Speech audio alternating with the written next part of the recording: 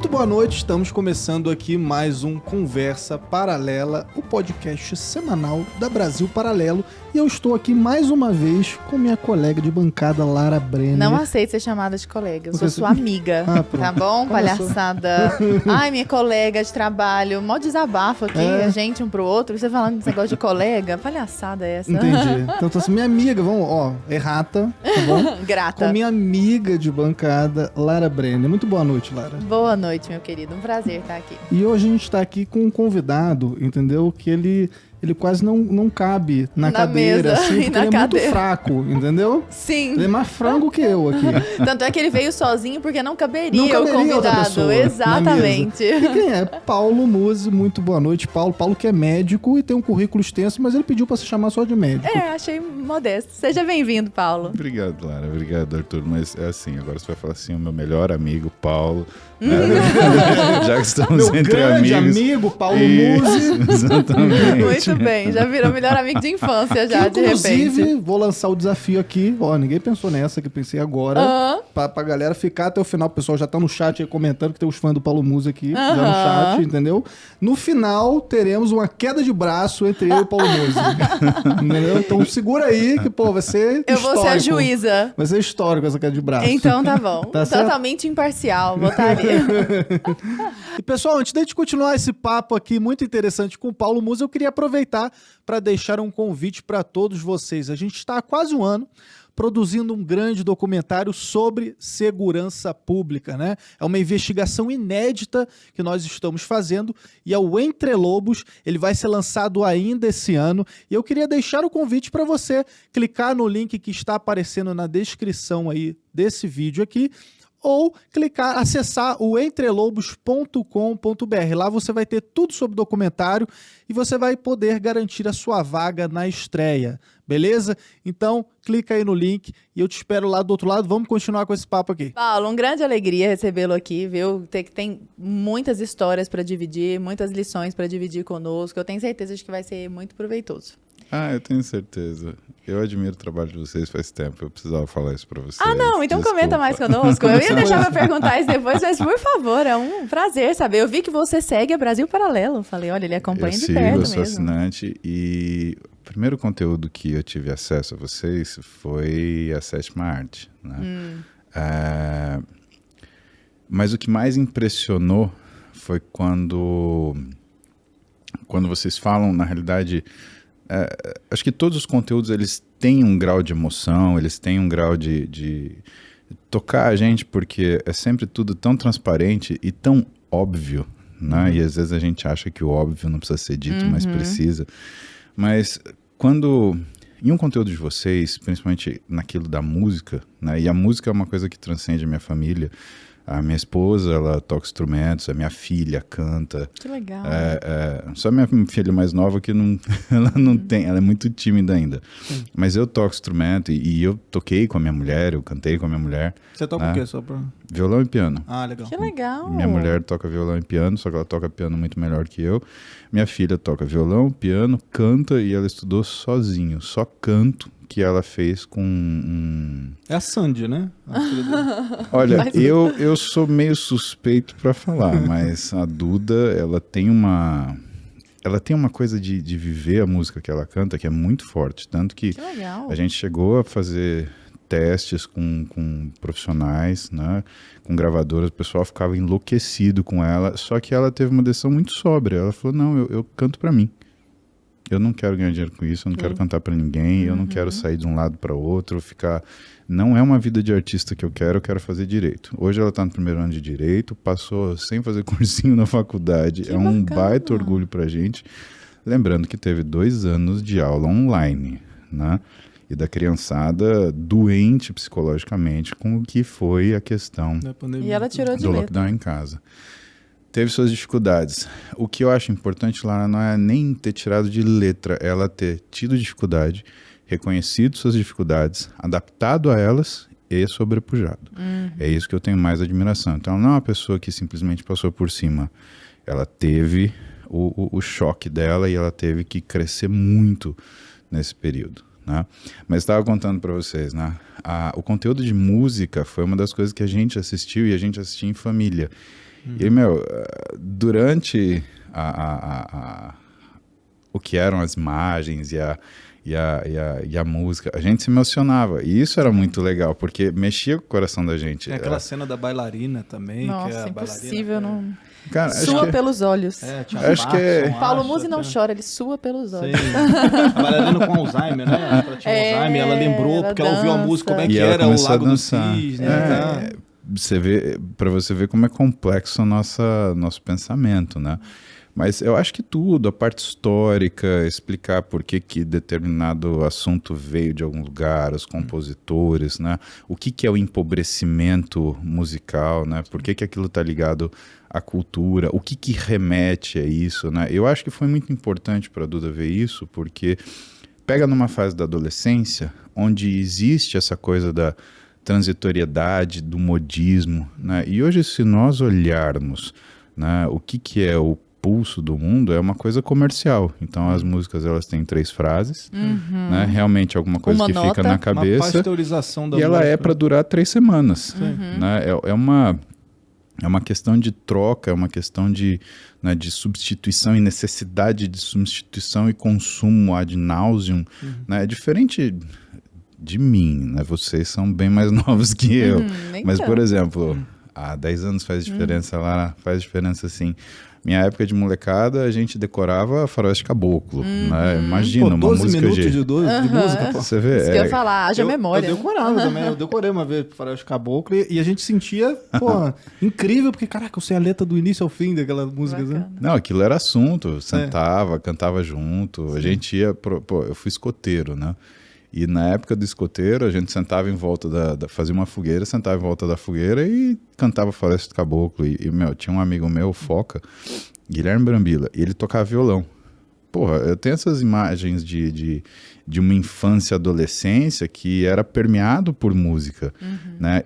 E a minha filha não teve isso, né? Ela é o funk, é o eu não sei o nem rap, como é que chama. Então, o hip hop e o rap, ele ainda te conta uma história, né? Eu falo porque eu gosto de rap brasileiro, eu não gosto de rap americano. Aquilo para mim é um bando de ostentação que não tem nenhum significado, né? E eu faço um esforço tremendo para não traduzir a letra, né? Porque às vezes você gosta da música e aquilo, né, meio que traduz, a hora que você traduz, te dá nojo, que você fala, não quero ouvir isso daqui, isso me atrapalha. Mas rap brasileiro, quando você pega 1998, né? O Mano Brown, você pega todo esse movimento que veio, né, dessa época do começo dos anos 2000, né, onde você tinha Racionais MC, você tinha as letras que contavam histórias, que traziam a realidade daquilo que era a vida dessas pessoas, sem vitimização, né? Qualquer uma das letras, elas contam histórias, né? E se você for ver, eu sei algumas decoro até hoje, né? Estamos falando de 20 anos atrás, né? Mas isso minha filha não viveu, né? É a coisa do muito simples, do muito descartável hoje. Em dia tá tudo tão rápido, né, Paulo? Então, até as músicas tem que ser essa coisa rápida, os vídeos também, os filmes, por exemplo, você estava falando também da Sétima Arte, que é uma nossa trilogia também sobre o cinema e tal. Eu me lembro, assim, você pega o Rock, por exemplo, né? Você tem toda a série do Rock. O Rock 1, cara, leva, sei lá, meia hora pra alguma coisa substancial acontecer no filme. Tem uma cena que é 5 minutos dele andando, assim, pela rua escura, não sei o que e tal. Aí ele vê os caras comendo negócio na rua, aí que te remete uma sensação. Entendeu? Né? Hoje é o seriado. Hoje em dia já tem que, nos 5 primeiros minutos tem que rolar uma porrada, porque senão não dá certo. Prende. Aí não prende. É a história, por exemplo, eu acho que foi uma entrevista do Padilha falando sobre o Capitão Nascimento como personagem. Ele não era o personagem principal do filme, né? E a Tropa de Elite era um filme que, isso ele falando na entrevista, eu lembro dessa entrevista, ele falando, olha, a primeira pessoa que assistiu, ela falou, olha, você tem um filme aqui que demora 40 minutos para acontecer alguma coisa. Desculpa, isso não vai pegar. Não vai, a pessoa vai com 20 minutos na televisão, ela vai mudar, nem isso, 15 minutos. Né? Agora, o cara interessante não é o Matias, não é o outro menino, é o Capitão Nascimento. Sim. E aquilo que era a programação deles, que eu entendi que o Wagner Moura, ele tentou criar um anti-herói, virou o herói. Sim. E o pessoal falou, pô, mas é isso daí que faz sentido. É esse cara mal, que vai atrás do cara mal, que eu acho que quebrou as pernas de todo mundo, e eles tiveram que entender que, exatamente, que o brasileiro, ele sentia falta desse senso de justiça, essa bússola moral. Peraí, você machucou? Vamos ver como é que é você então. Né? E essa condição, né, quando a gente olha, aliás, todo o sétima arte, a gente começa a ver a questão da propaganda, que é mostrado, a importância do cinema, e aí vem a história do domínio da narrativa. Né? O que a gente tem hoje? A gente tem coisas muito curtas, que normalmente são para criar essa narrativa, só que, veja, quem tem um mínimo de bússola moral, você bate o olho naquela coisa, você enjoa, você fala, já sei o que está querendo me vender. Não, obrigado. E aí você enxerga esses grandes streamers, né, que estão começando a perder o que é não pelo monopólio em si, mas eles estão perdendo a audiência pela qualidade do que eles estão querendo vender. Eles estão querendo vender uma verdade fabricada, que aquilo não faz sentido para ninguém, só para quem vive de mentira. O próprio Elon Musk tweetou recentemente a respeito da Netflix que tipo, não dá para assistir mais nada na Netflix porque tá cheio de lacração, etc. Eu não tenho a menor paciência. É sempre um final duvidoso, onde o cara que teoricamente é o herói se dá mal porque ele tem princípios morais, o cara que é o vilão, ele não se dá mal, ele não se dá bem, mas assim, ele não se dá mal, então é aquele final dúbio que ele mostra para você que muitas vezes o crime, ele não que compense, mas ele tá dentro de uma esfera de inatingibilidade que você fala assim, a impunidade compensa. Sim. Cara, o que você quer mostrar com isso? Isso não é a realidade. As pessoas, elas, mais cedo ou mais tarde, né, se a pessoa não é um psicopata, ou seja, se ela tem alguma empatia, ela vai lembrar daquilo, ela vai se culpar pelo que ela fez. Ou então, os desfechos mais trágicos, né? As pessoas que são consumidas pela violência, elas terminam de forma violenta. Não tem... Você sabe que eu trabalhei durante 12 anos no SUS. Trabalhei num hospital que era um hospital que ficava à beira da Marginal Tietê e que era colado na periferia, era periferia. E a gente via chegar bandido e polícia, gente que era consumido pela violência. Claro, o policial numa situação de guerra civil, onde ele sofre o que é essa falta de compreensão da sociedade, da função dele, né? Porque é só no Brasil que o policial é vilão. Você vai nos Estados Unidos, o policial é mocinho. Né? É tudo alguma coisa relacionada a herói. Pô, 11 de setembro, quando teve, né, os bombeiros entrando lá, bombeiro nos Estados Unidos é thank you for your service. Eu que fui militar 1 ano e meio, né? Quando eu chego nos Estados Unidos eu tenho uma carteira militar, o americano olha para mim e fala thank you for your service. Quer dizer, eu sou brasileiro, não tenho nenhuma conexão com o trabalho dele, o cara sabe respeitar isso, mas enfim, né, voltando ao que a gente está falando, né, essa estrutura viciada, ela começa a ficar tão evidente que, sabe, enjoa, gente. Você olha e fala, o que eu vou assistir? Né? E não é à toa que você vai no Netflix hoje, tem um botãozinho, surpreenda-me. Né? Mal. Né? Porque eu nunca consegui assistir nada. Surpreenda-me negativamente. Você já perde 1 hora pra buscar um negócio, e aí surpreende, ainda vê um negócio que às vezes você não quer assistir. Aí você tem que reassistir o que você já assistiu. E eu gosto. Eu assisto Top Gun várias vezes, cara. Já deu certo. A gente tava falando dos filmes da BB e tal. Um recente que a gente lançou foi o Fim da Beleza, né? Que trata sobre o transcendente da beleza, né? Que beleza existe, a beleza importa. E você é um cara que fala sobre a vida saudável, né? Sobre alimentação saudável, sobre fitness, sobre tudo isso.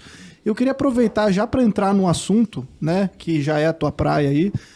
Cara, vale tudo pela beleza, pela busca da beleza, essas dietas malucas, anabolizantes, essas coisas. Como é que você enxerga isso? Assim? Então eu vou abrir essa resposta com uma frase que é do documentário, que é a beleza é pedagógica. Boa. A beleza é a pedagogia da bondade. E na forma física, o que você precisa entender? Que as pessoas, elas são diferentes. E quando você compara pessoas e você cria um modelo de beleza, você tem que saber que o modelo de beleza é seu, não do mundo. Eu tenho aquilo que eu acho belo, você tem aquilo, você tem, cada um de nós tem. Né? E dependendo dos padrões, né, achamos diferentes belos ao longo da nossa vida. A questão é que A grande dificuldade na minha profissão, quando eu entro dentro da minha especialidade, que é desempenho esportivo, é que as pessoas elas desejam um belo que não existe. E por que não? Porque elas não são capazes de reconhecer o belo em si. Aliás, Arthur, elas não são capazes de reconhecer-se. Então, a primeira coisa que a gente faz, por exemplo, na consulta, é colocar a pessoa na frente de um espelho gigante e eu peço para ela, me apresente você. O que você gosta e o que você não gosta. Ah, porque o meu braço... Não. Eu não estou pedindo para você se segmentar. Estou pedindo para você me apresentar você. Né? O que você vê? E questões que são aquilo que de fato nós olhamos. Silhueta, formas, movimento. Isso as pessoas não sabem ver. Elas se tratam como se elas fossem fotos de outras pessoas querendo recortar e pegar pedaços aleatórios e criar um monstro que é um Frankenstein. A boca de fulana com a bunda de cicrana. Nariz. Arrasou no cicrana. Obrigado. Muito bem. Eu sou aluno de Lara Brenner, do Núcleo de Formação 40 horas de curso, né? De língua portuguesa. Então, pelo amor de Deus, né? Muito bom. E essa falta de reconhecer-se, ela gera determinadas distorções que não são necessariamente uma expressão de beleza, e são uma expressão do desafeto consigo mesmo. Não gosto de alguma coisa e eu vou criar um objeto. Então, é a mulher que acha o braço dela é muito grosso, o homem que acha que o braço dele é muito fino, a mulher que acha que a barriga dela é grande, o homem que acha que ele tinha que ter um tronco maior. E, na verdade, é a falta de percepção do todo que faz com que as pessoas elas se fragmentem e façam coisas que vão, na realidade, até trabalhar contra aquilo que elas buscam. A beleza ou a harmonia física, ela é uma construção. Né? A gente está sentado, você brincou, falou, o tamanho... Então, são 33 anos que eu treino, Arthur. Eu treino desde os 11 anos de idade, sabe? Entre erros e acertos...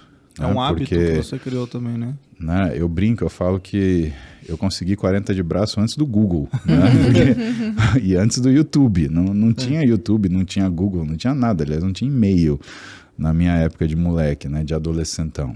Né? E aquilo que as pessoas têm hoje, que é essa quantidade de informação, isso era impensável na minha época. O fato dessa quantidade de informação não dispor de uma curadoria faz com que a gente enfrente outro problema, que é o quê? As pessoas ficam se tentando, ficam se testando, ficam se experimentando. O nosso físico, ele não permite isso. A nossa saúde, ela não comporta os testes que as pessoas fazem, né? Infelizmente, essa quantidade de informação, ela não significou que as pessoas elas tiveram precocidade, mais assertividade na obtenção daquilo que era a forma física desejada. Ela, na realidade, em primeiro lugar, ela postou uma falsa, eu não gosto dessa palavra, mas eu vou usar, um falso empoderamento físico, né? Porque as pessoas que se mostravam com vigor físico, elas tinham uma relevância maior na mídia digital, e a gente está falando do Orkut anos 2000, né? Foram os primeiros famosos de internet, né? Que eu era 100% sexy, inclusive, no Orkut. Quem que votava nisso, pelo amor de Deus? 90% amigável, sei lá como que era. Então, Meu Deus, 100% sexy. E tinham os grupos, você participava de grupos, você escrevia testemunho, né? Era muito legal isso. Pô, eu me amarrava. Eu também, eu achava muito saudável isso. Por falar nisso, Paulo, no seu perfil, você escreve, você vê o que eu sou. O que eu sou é resultado daquilo que faço repetidamente, que tem tudo a ver com o que você está falando, né? Excelência não é um ato, é um hábito. E isso tem muito a ver com essa aceitação do caminho possível dentro das suas próprias limitações ali, né? Só que das próprias limitações do seu próprio corpo físico. Então, por exemplo, uma pessoa que é baixinha, pô, ela não vai crescer e pronto. Ela precisa aceitar qual é o melhor que ela pode obter dentro daquilo que ela naturalmente tem. Talvez com uma ajuda ou outra dentro do possível, mas para que ela não se frustre tanto, ela precisa aceitar isso.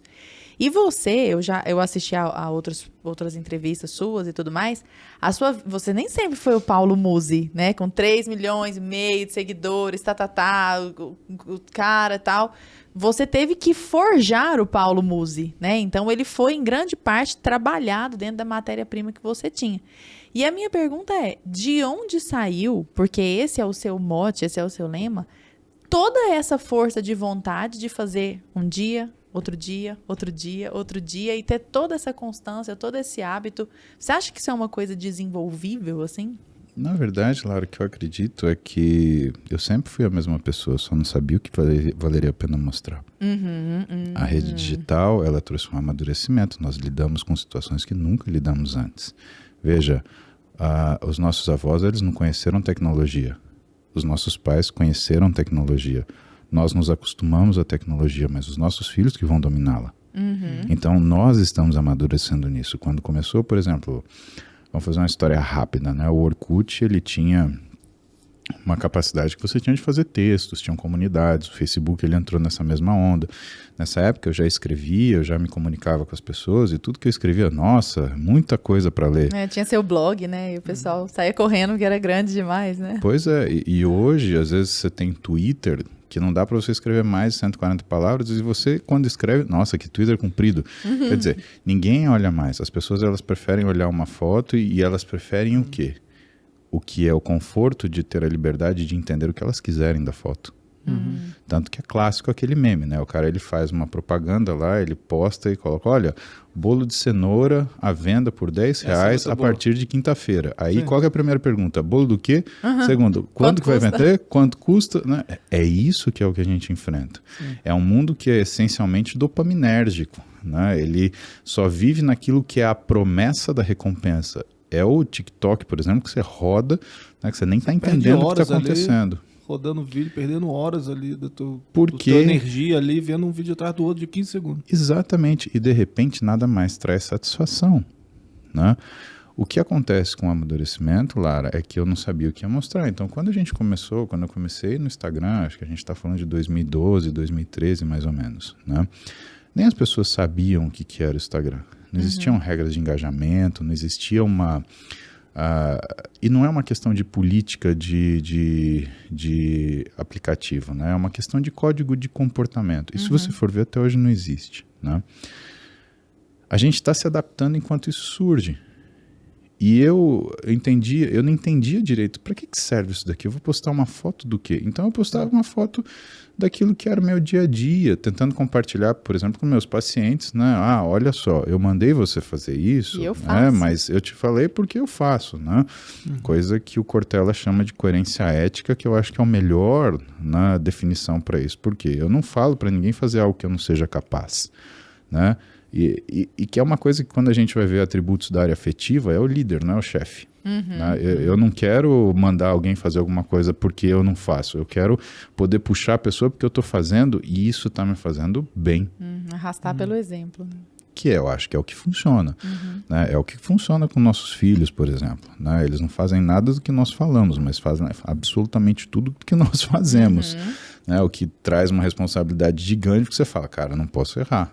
Né? Não tem escola maior do que ter filho, porque a partir do momento que você reconheceu isso, você falou, opa, agora eu tenho que ser 120%, porque 100 não funciona. Né? E o que eu percebo é que o que funciona na rede social, olhando do ponto de vista de comportamento, é você ser transparente, é você mostrar a sua vulnerabilidade, não a sua fraqueza, a sua vulnerabilidade. Até porque a sua maior força também é a sua maior fraqueza. A luz e a sombra. É sempre assim. E hoje, o que eu entendo? As pessoas, elas estão cansadas, né, de ver gente extremamente produzida para fazer uma fotinho. E ninguém se pegou a isso. As pessoas, elas fazem redes sociais para elas mesmas. Então, quem eu sou mesmo? Ela não olha no espelho, ela olha na rede social, Lara.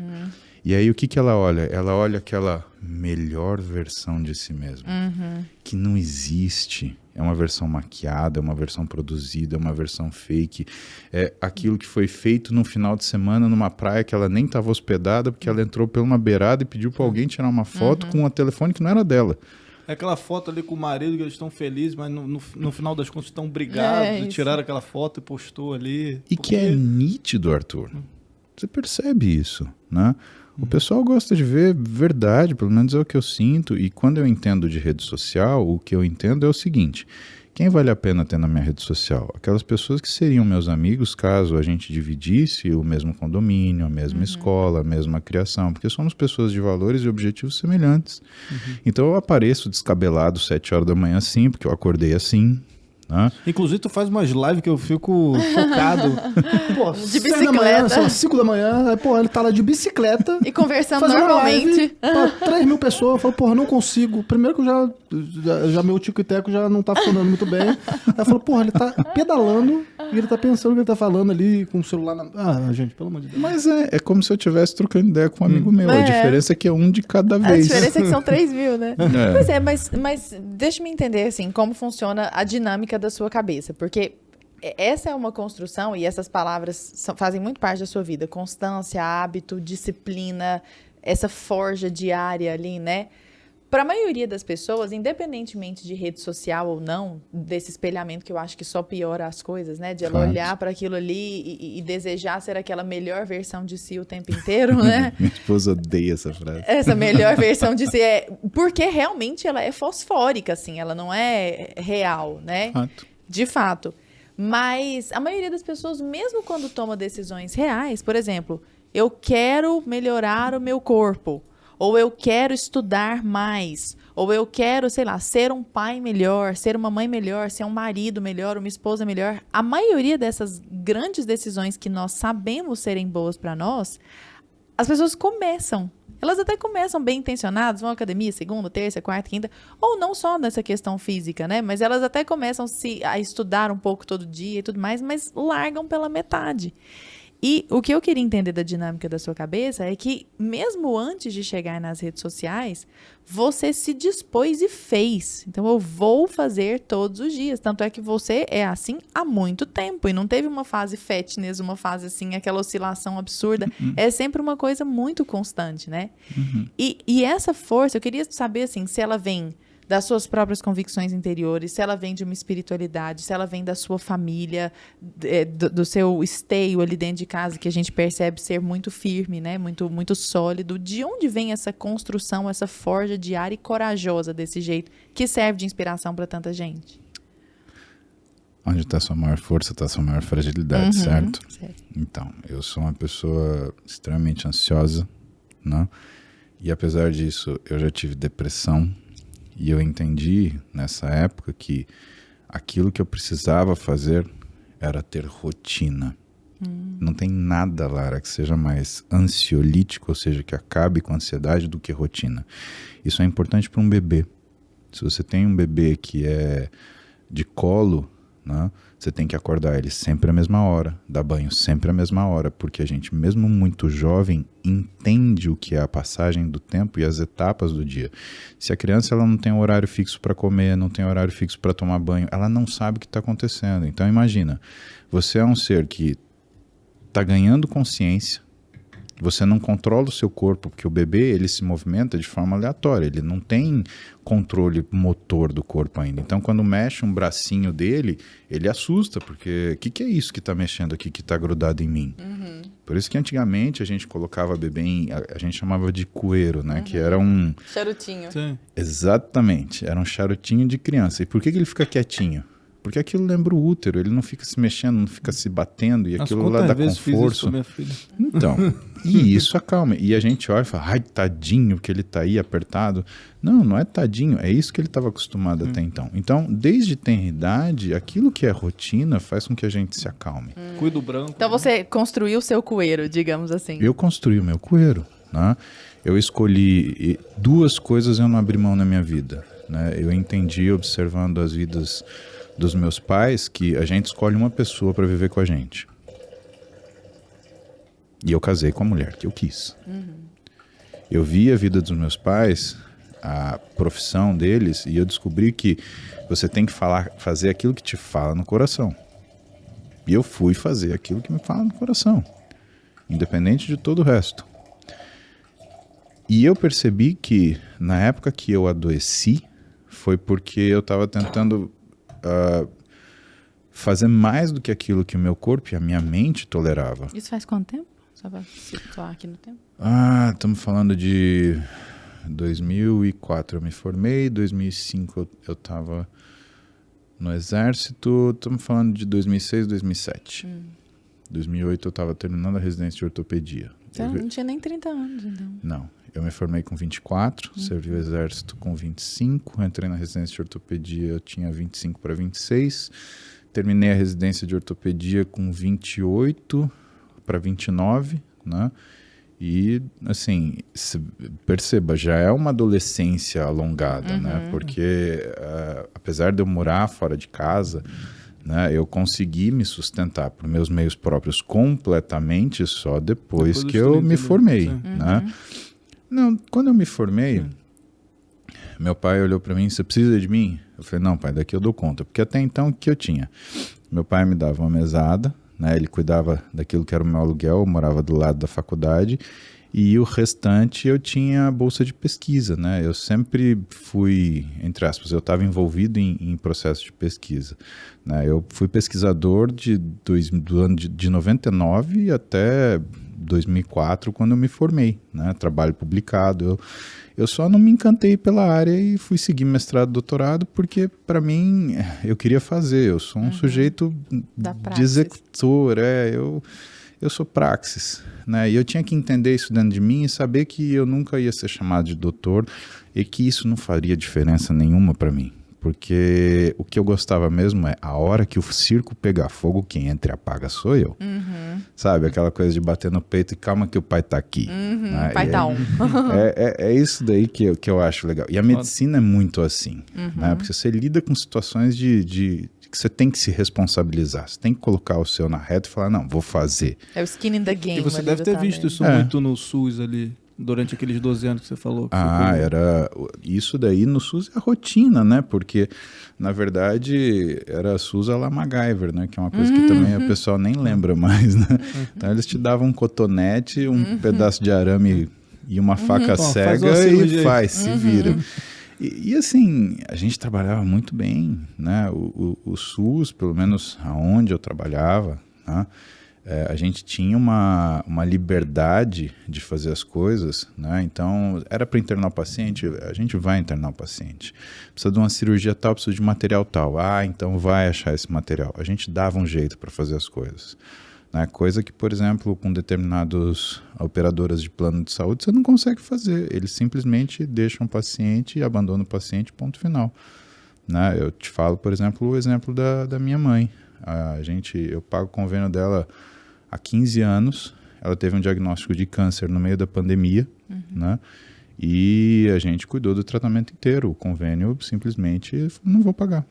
A gente entrou na justiça, perdeu, né? Ela estava no interior e primeiro que... Bom, ela começou a sangrar em março, ela foi me contar em outubro. Né?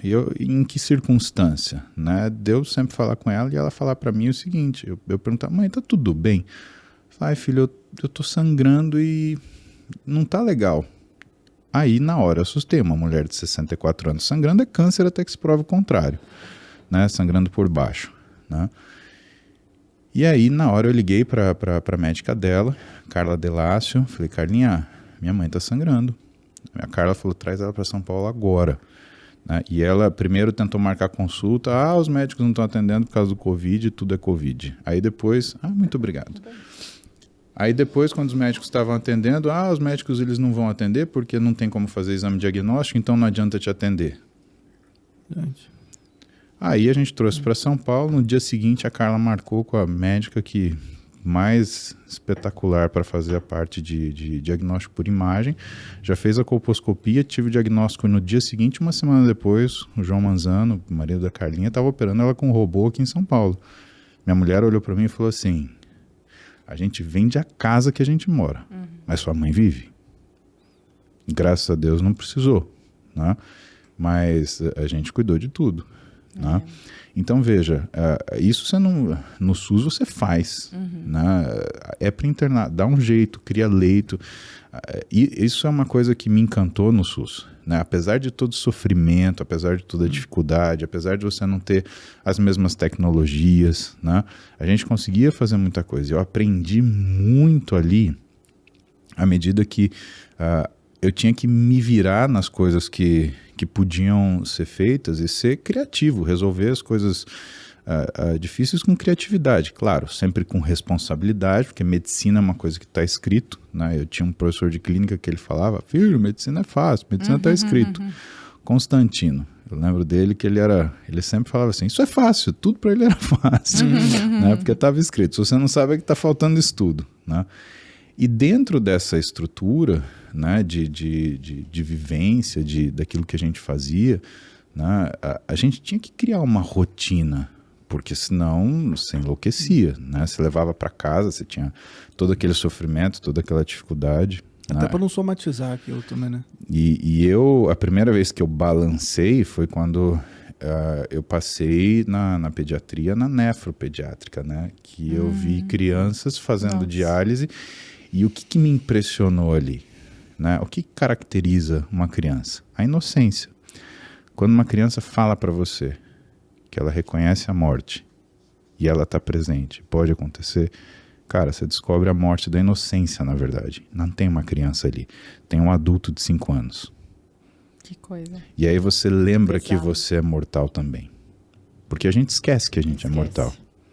Né? Principalmente quando está tão saudável, né? Não fica relembrando a morte o tempo inteiro. Lara, isso foi um baque para mim. Eu voltei para casa e eu acho que eu chorei no meu travesseiro toda noite durante umas 5 semanas. E aí depois na residência, o que aconteceu? A gente dava muito plantão. O primeiro ano de R1 eram 180 plantões, então você estava de plantão noite sim, noite não. Né? E posso te falar, foi uma das melhores experiências na minha vida. Você pode pegar qualquer fulano que fez forças especiais, comandos. Cara, bota ele numa residência de ortopedia, pelo menos aí. Um mês você vai ver o caboclinho ele ajoelhar ali, porque você faz as coisas com fome, com frio, com medo, com sono. E tem que fazer, porque... E devia ver cada caso, assim, tipo umas fraturas abertas. Sim, eu estava no Hospital São Paulo, né? Um hospital terciário, Escola Paulista de Medicina, né? Você está numa cidade federal, num hospital terciário de alta complexidade. Você não vê coisa fácil, né? Toda vez que você passa na frente não era uma torçãozinha. Não, é só uma luxação. Campeão. Não é. Se você olhar em volta do hospital, você vai ver um monte de ambulância de cidade do interior. Por quê? Porque a política de saúde, muitas vezes, da cidade do interior não é ter um hospital e um médico, é ter uma ambulância para correr com o paciente dali e se vira ele. Né? Se livrar do problema, como se o paciente fosse um problema. E a gente abraça esse paciente e fala, vamos cuidar. Né? E o que aconteceu? Restrição de sono. Restrição de sono, restrição de sono, restrição de sono. Mas chegou uma hora que eu tinha medo de atender meu telefone celular, Lara. Foi assim que desencadeou o processo de depressão? Foi restrição de sono. Você ficava de plantão, por exemplo, eu tenho plantão, sei lá, terça-noite. Você trabalha terça-tarde, você trabalha terça-noite, você trabalha madrugada de quarta e você trabalha quarta-feira. É assim que funciona. Aí você dorme de quarta para quinta, só que aí quinta-feira você trabalha de novo e às vezes você tem plantão na quinta-feira, né? Quinta-feira, os meus dias de plantão eram segunda, quinta, sábado e domingo. Ou seja, eu dormia menos do que eu ficava acordado. Né? Não, porque sábado, domingo, já segunda já tinha de novo. Então Exatamente. Você ficava, sei lá, 5 dias acordado, 4 dias acordado. E ficava. E assim, sem usar droga. Não tinha essa de, toma estimulante, não sei o quê. Não, era na raça mesmo. No máximo era um cafezão, porque o estimulante, ele tira o seu bom senso. Né? Doiado, assim. Não, você fica completamente fora de si. Eu morro de medo de ficar fora de mim. A única coisa que eu tenho é minha personalidade, minha consciência e minha sanidade. Se eu perder isso, não sou eu. Né? Isso eu morria de medo. O que era divertido era você conseguir fazer as coisas. E o que é curioso? Você, sob pressão, você funciona. Né? Só que quando terminou a residência, por exemplo, eu estava com hipotiroidismo. Né? Minha tireoide parou de funcionar. Eu estava com hipogonadismo, eu não produzia hormônio. E eu tinha tido uma depressão. Né? Me desgastou, mas porque também, sendo muito sincero, eu nunca tive médico na família, não tinha, né, amigos, os meus pais médicos, né? Eu tinha que me virar. Né? E eu falava, cara, o que eu for saber para minha vida, eu vou ter que aprender agora. Então não tem escapatória. Eu tenho 3 anos para aprender tudo, não é o máximo, é tudo. Então eu fui aprender tudo, né? Eu fui fazer tudo que precisava fazer para conseguir chegar naquele conhecimento que era necessário para ter uma quantidade crítica de informação para eu resolver o que aparecesse na minha frente. Eu não sabia o que ia acontecer. E como que foi sair desse processo de depressão? Houve algum acontecimento, alguma virada de chave ou não? Foi aquela construção ali? A que você atribui a sua recuperação? Eu acho que... Drogas. Algumas... Não, mas alguma droga, assim, remédio para depressão. Ajuda, né? Não tomou? Não, Lara, então, eu tenho um caso na minha família de doença psiquiátrica numa pessoa muito próxima, né? E eu mesmo, eu tenho, no meu caso, né, eu tenho muita resistência, ou pelo menos eu tinha muita resistência ao uso de psicotrópico, qualquer um que fosse, né? Que fosse, sei lá, mas toma isso que você vai ficar acordado. Não, obrigado, não quero. Eu prefiro ficar... Tem uma vez que eu dormi no meio de uma visita, né? Eu estava numa visita médica na residência e eu dormi em pé, né?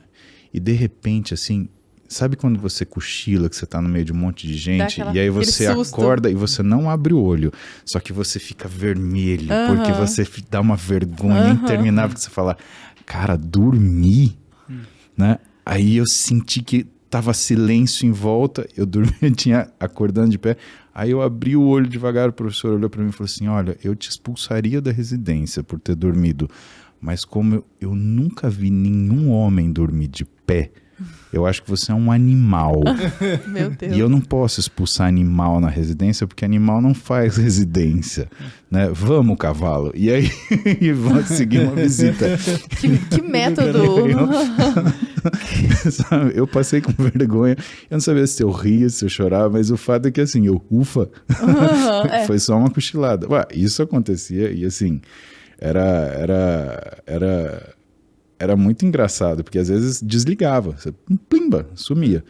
Mas enfim, eu preferia não usar medicação. Agora, o que aconteceu? Fazendo uma ponderação rápida da minha vida, né, o que aconteceu foi que eu reencontrei a primeira mulher que eu me apaixonei. E isso... Nessa época? Nessa época. E assim, eu sempre me acostumei com desconforto, sabe, Arthur?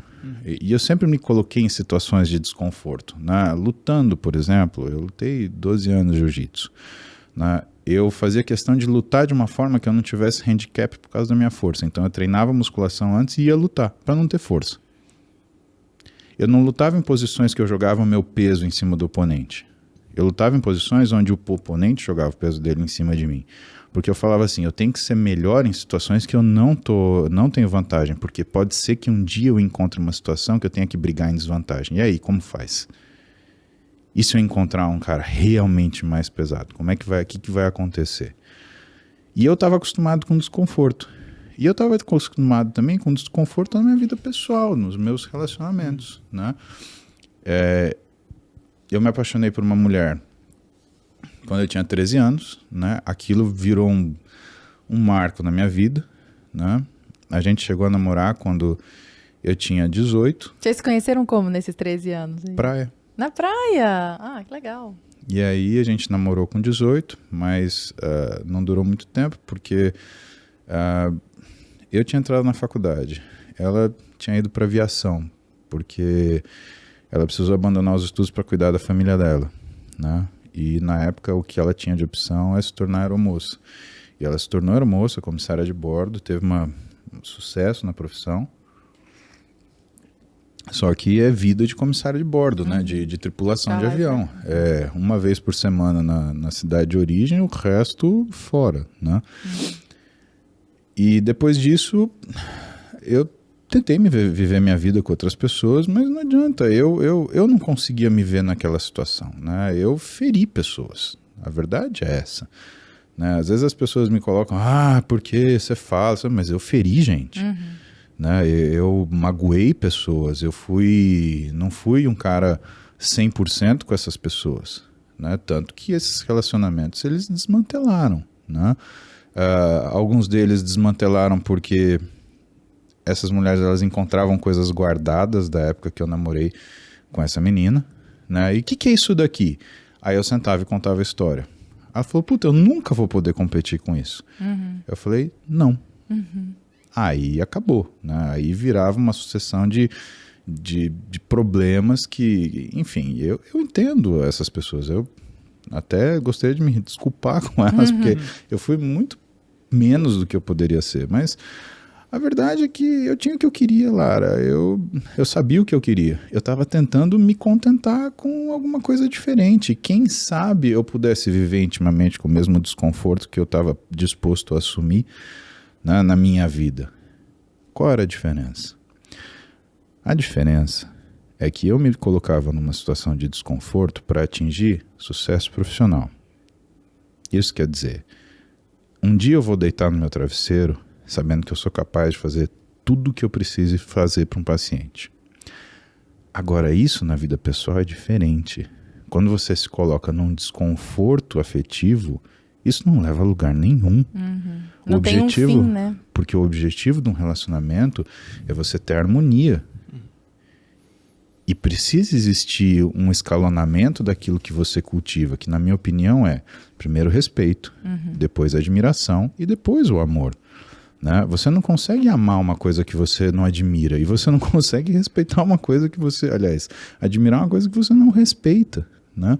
E o fato é que esses relacionamentos eu tratei com desrespeito, porque, sabe, eu me via do lado de pessoas que eu não estava me importando com o que essas pessoas elas sentiam, pensavam, achavam, acreditavam. Era uma cena de desconforto interno e externo, né? Que acabou culminando nesse piripaque aí, né? Sim, e tudo bagunçado, minha vida pessoal, uma confusão, né? Uma confusão no sentido de que eu não estava disposto a me envolver com ninguém, ou pelo menos eu não estava disposto a ter uma doação daquilo que era meu íntimo para outra pessoa. Eu não conseguia cuidar disso, né, porque eu estava sempre correndo para lá e para cá, né, é como se você tivesse virado um robô, então eu não sentia o dia passar, não sentia a noite passar. Eu praticamente eu fui abrindo mão daquilo que era a minha essência, né, e eu comecei a simplesmente viver de pequenas satisfações que eu tinha no dia em sucessos, umas esmolas afetivas, porque aquilo funcionava. Tá, né? mas aí a moça que você conheceu lá quando você tinha 13 anos, aí namorou com 18, ela voltou na tua vida nesse momento. A gente se reencontrou, né? E quando a gente se reencontrou, cara, o que eu posso te falar?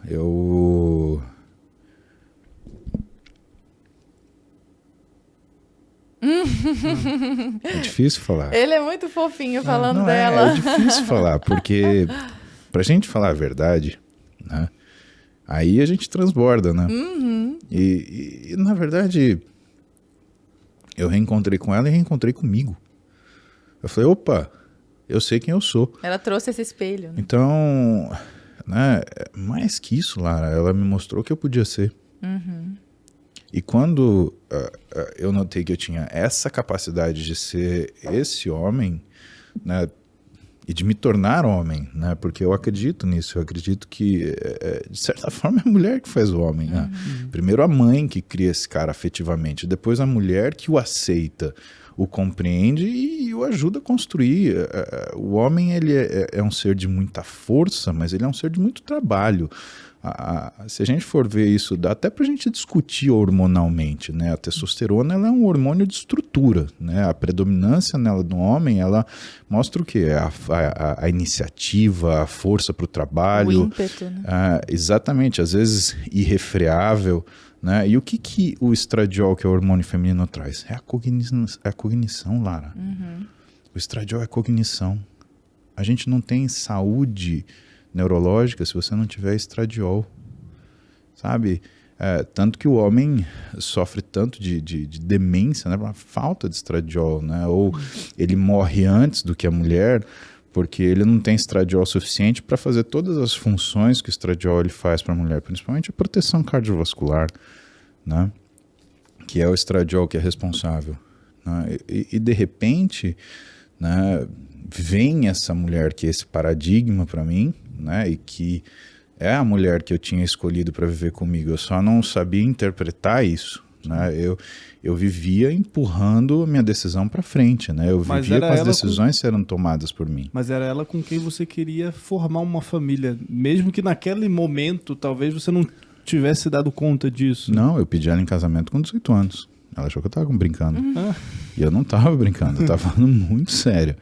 Né? Eu fui lá, ela foi me ver em Marília, porque a história é a seguinte, eu me apaixonei por ela e eu nunca falei para ela, né? A gente viveu nossas vidas, ela viveu a vida dela e a gente sempre convivendo como amigos, né?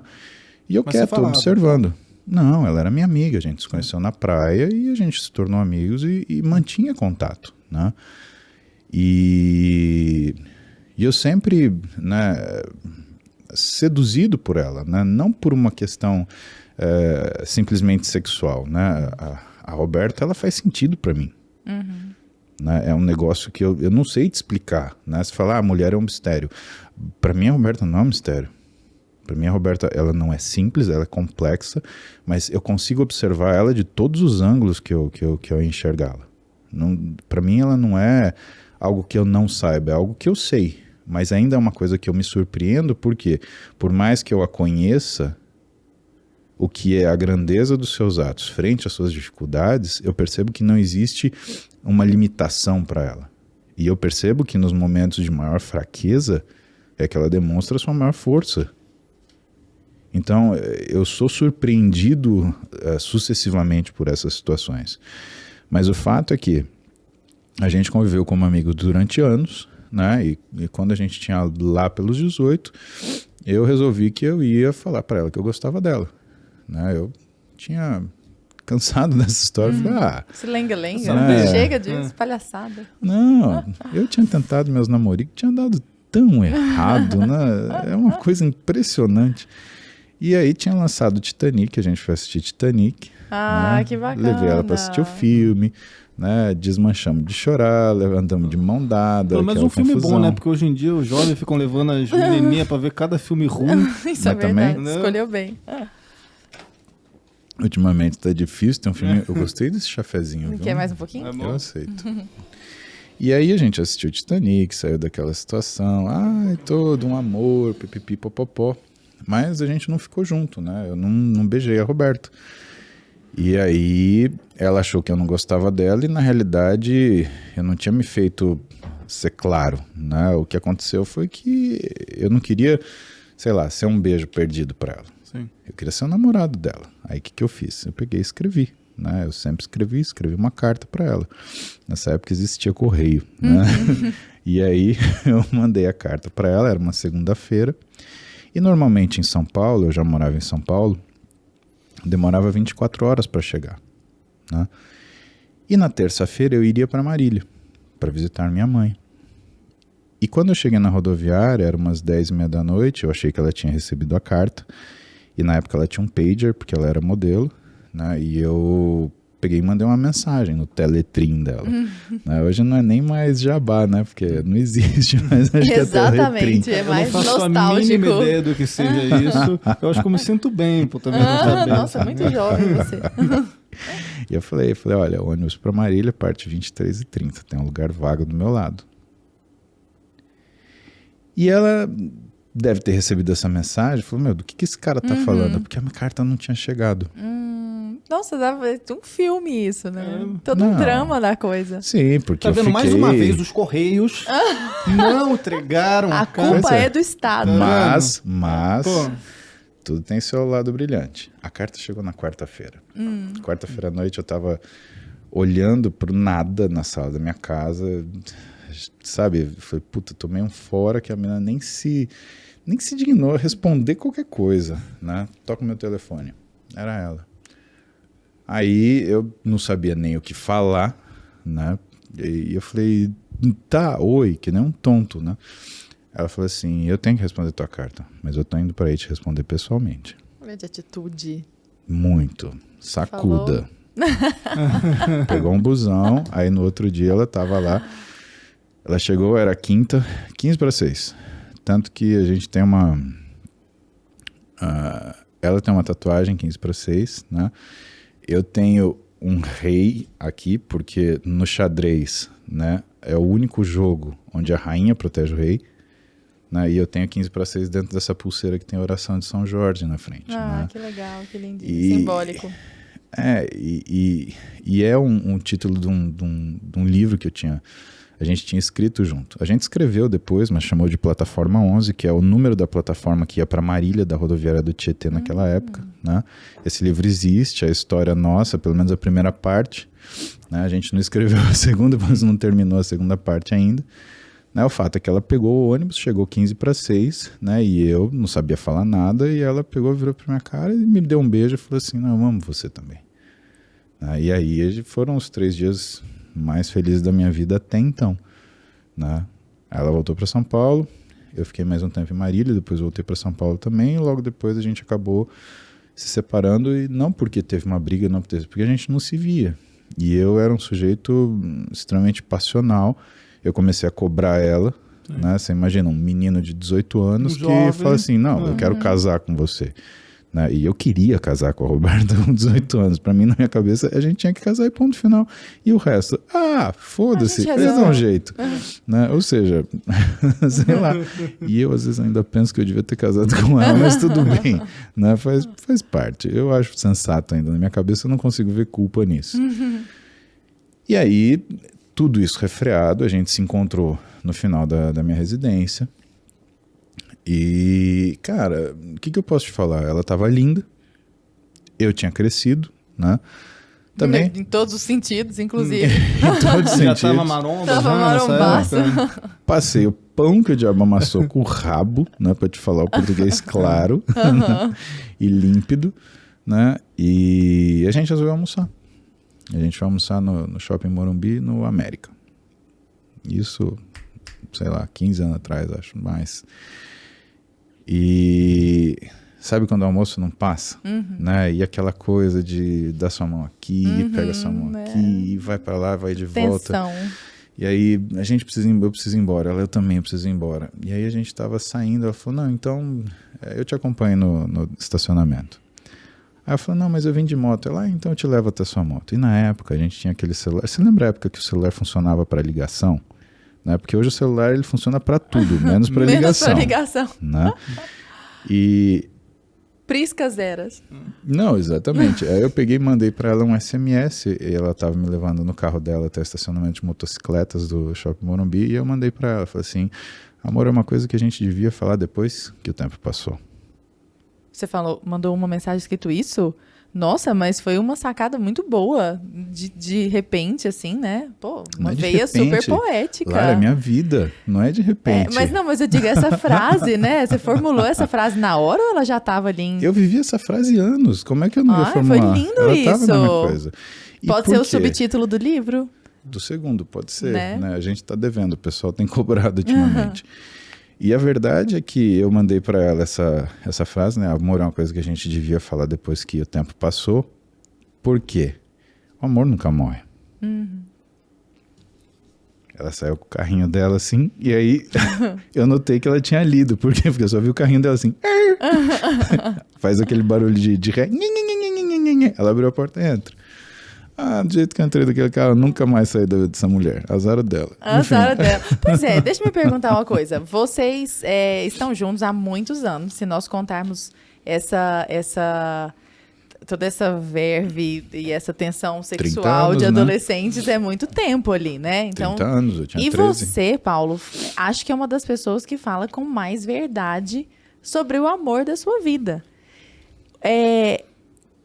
Amor dá muito trabalho, assim, trabalho no sentido de exige muita energia ali no cotidiano, sacrifício diário, de cuidar, de olhar, de observar, de dar atenção, de o tempo inteiro estar com os olhos voltados àquela pessoa. Eu vi vários podcasts seus, achei maravilhoso, porque você conta histórias de, tipo assim, desde make-up sex, tipo assim, estavam brigados ali, aí já se resolveram daquilo, só que isso depois de juntos muito tempo, então não é pra falar que era aquele fogo inicial da paixão ali.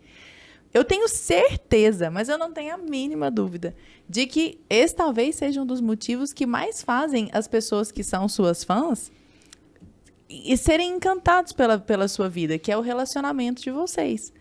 A respeito de relacionamento, porque você sempre dá dicas e ensinamentos, muito mais que dicas, né? Ensinamentos e lições tão valiosas a respeito de corpo, de comportamento, de vida fitness, de disciplina, mas a respeito de vida amorosa.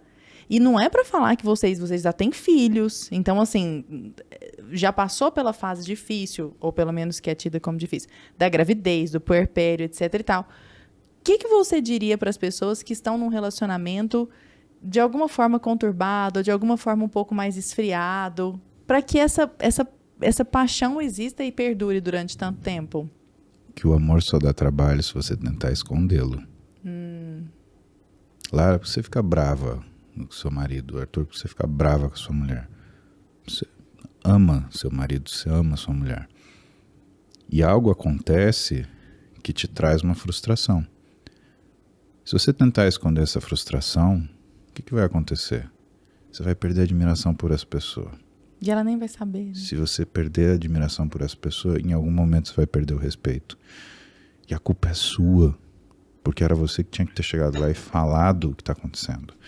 Eu perdi a Roberta pela primeira vez por causa disso. Só que eu aprendi a lição. E doeu. Eu fiquei quase 10 anos separado da mulher que eu amo. Tudo bem, tive outros relacionamentos. Doeu mais ainda, porque eu fiquei procurando outras pessoas e eu magoei outras pessoas. Né? Aquilo que eu queria que fosse. Então, sabe, isso foi ruim para mim, foi ruim para essas pessoas. Eu não amadureci emocionalmente, eu piorei.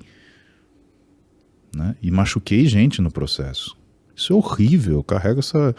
Sabe, eu entendo a minha responsabilidade hoje. Né? Eu tenho filhas mulheres, eu jamais gostaria que um homem tivesse esse tipo de relacionamento com as minhas filhas. Sabe? É uma coisa de se envergonhar. Né? Se eu pudesse ter tido só a Roberta como mulher na minha vida, tranquilamente. Isso para mim seria um orgulho, não seria um demérito. Né? Eu achei a maior qualidade. Mas rapidinho, só para ele claro, falou claro. Claro, por favor. Eu quero saber um pouco só sobre o Paulo Musi pai, entendeu? Ele estava falando das filhas e tal. Primeiro, eu quero entender como é que as filhas não obedecem um pai desse tamanho. Não, elas são obedientes. Eu não posso falar um A de nenhuma das duas. Mas também, né? Poxa vida. A mais velha é um sonho. Como é que é o Musi pai? É um demônio. Pensa na coisa errada. A mais velha tá na faculdade já, né? Tá. O Musi pai não pode nem dar um tapinha. Porque ela vai voar. Não, a criança vai zunir a criança. Não, mas porque brincando eu já mordo e machuca. Né? Elas são pessoas de comer, então eu gosto de morder elas, atazanar elas. Eu sou pessoa chata, sabe aquele... Né? Tu é pai babão, assim, sempre foi. Sempre quis ter filho também, como é que... Eu sempre quis ter meus filhos com a Roberta, eu sabia que ia dar muito certo. Não deu muito certo, que né? Legal. Eu acho minhas filhas perfeitas e, como diz meu pai, né, a gente tem filho para ser melhor do que a gente. Né? E meu pai falou isso sentado no sofá do meu primeiro consultório. Né? Porque meu pai sempre foi muito crítico comigo. Então, sempre que eu atingia alguma coisa, ele tinha uma crítica, nunca um elogio. E um dia eu cansei, ele estava pondo defeito nisso, naquilo, blá, blá, blá, blá. Eu falei, pai, pelo amor de Deus, eu realmente não sei o que fazer. Né? Eu sou independente financeiramente, eu estou construindo uma vida que é uma vida confortável, eu estou conseguindo cuidar da minha família, eu não dou preocupação financeira para o senhor. O que falta? Fala, o que está errado? Aí ele veio para mim e falou, nada. Você é perfeito. É que eu sou seu pai, eu não posso falar isso. Mas saiba, a gente cria filho para ser melhor que a gente. E quando ele falou isso, eu entendi que se ele não modulasse a pressão que ele coloca em cima de mim, eu nunca ia sair do lugar. E ele nunca ia poder ter a satisfação de falar, puta, esse cara dá certo, esse cara deu certo. Então, eu vejo elas como aquilo que é melhor, porque a gente entende que o sacrifício que a gente faz como pai não é para você se abnegar, não é para você não tomar situações delas como suas e crescer no lugar delas. Ser pai é difícil, você tem que ver seu filho se lascar, você tem que ver seu filho se dar mal e você tem que olhar. Só que é um pedaço seu de sofrimento que você não controla, você não pode sentir a dor dele. Você tem que olhar aquilo e você tem que ficar calado, porque teu filho não faz nada do que você fala, ele faz o que você faz. Aí sabe o que você tem que fazer? Você tem que se enfiar numa encrenca maior ainda, para ele ver você se fuder e ele ver como é que você saiu daquilo. Então, eu acho que a arte de ter filho é você mostrar que você não é o todo-poderoso, o que já é difícil pro nosso ego, né? Porque o nosso ego de pai fala, não, eu posso tudo, eu sou o mais foda. Né? Não, olha, eu não sou. Tem gente mais foda que eu, tá? Olhe bem, preste atenção. Segundo, não cometa os mesmos erros que eu cometi. E terceiro, se eu puder te ensinar alguma coisa, eu vou te ensinar a se levantar. Porque a vida você só consegue ir pra frente se você aprender a se levantar. Você vai cair diversas vezes. A gente observa isso no esporte, por isso que o esporte é maravilhoso. O Michael Jordan mesmo fala, ele fala, pô, todo mundo fala das 1000 bolas que eu acertei, ninguém fala das 1000 que eu errei. E foram as 5000 que eu errei que me fizeram acertar 1000. Sim. Então, galera, lembrando que está chegando aí o Entre Lobos, documentário da Brasil Paralelo inédito sobre uma investigação da segurança pública no Brasil. Então, ó, para você não perder nenhuma informação sobre esse filme, clica no link que está na descrição do vídeo ou acessa entrelobos.com.br, beleza? Então te espero lá, hein? E você falou sobre a paternidade para nós, e você está imerso aí, né, nesse universo das mulheres. E a respeito da maternidade, como que você vê isso? Olha, eu fui criado por uma mulher, né? Meus pais se separaram, eu era muito jovem. Eu tive a presença intelectual do meu pai, porque meu pai todo santo dia ligava para mim, talvez eu tenha tirado a consistência daí. Meu pai ligava todo dia para mim. Lara, todo dia eu tocava o telefone e eu falava, é meu pai. Minha mãe falava, é seu pai, vai atender. Sempre. Que tá? bacana. E o que eu posso te falar? A Roberta é uma mãe maravilhosa. Ela só acerta. E por que eu percebo isso? Porque ela não tem medo de se magoar. E às vezes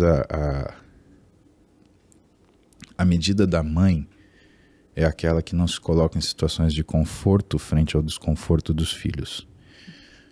Eu aprendi muito observando a Roberta ser mulher e entendo que grande parte do que ela é hoje é justamente a verve que ela sempre teve para ser mãe, o quanto ela exerceu isso com magnanimidade, né?